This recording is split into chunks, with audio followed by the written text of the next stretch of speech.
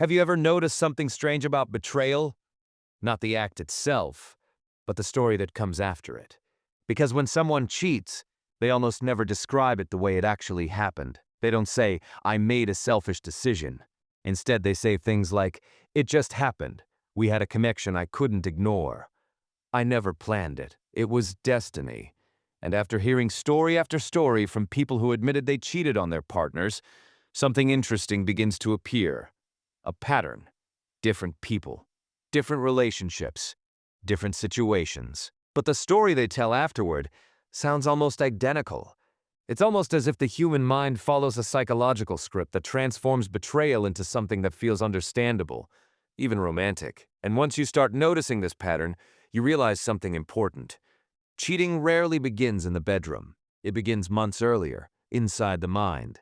Human beings have a deep need to see themselves as good people. This isn't just personality, it's part of our psychological wiring.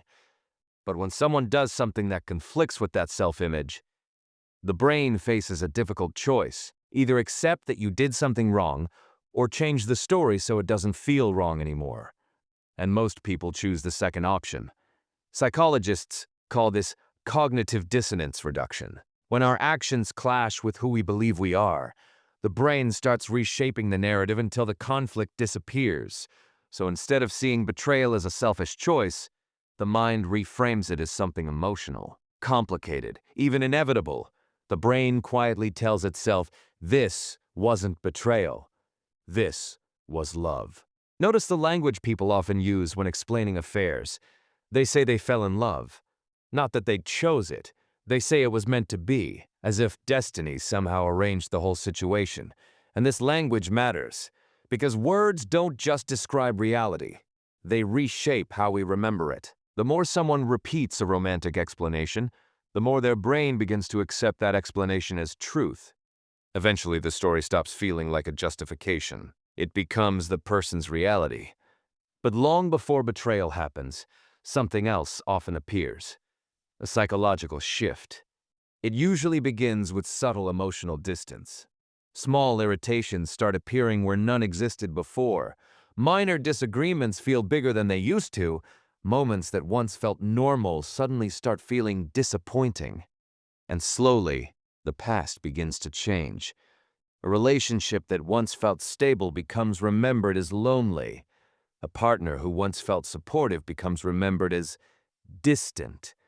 And this isn't always conscious manipulation. Often it's the brain preparing a justification.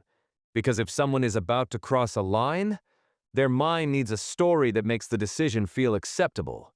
Then comes another phase. Opportunity. Schedules change. New social circles appear. Private conversations begin. Phones become more guarded. None of these things prove anything on their own. But when you look at many stories of betrayal, these patterns often appear before the final step happens.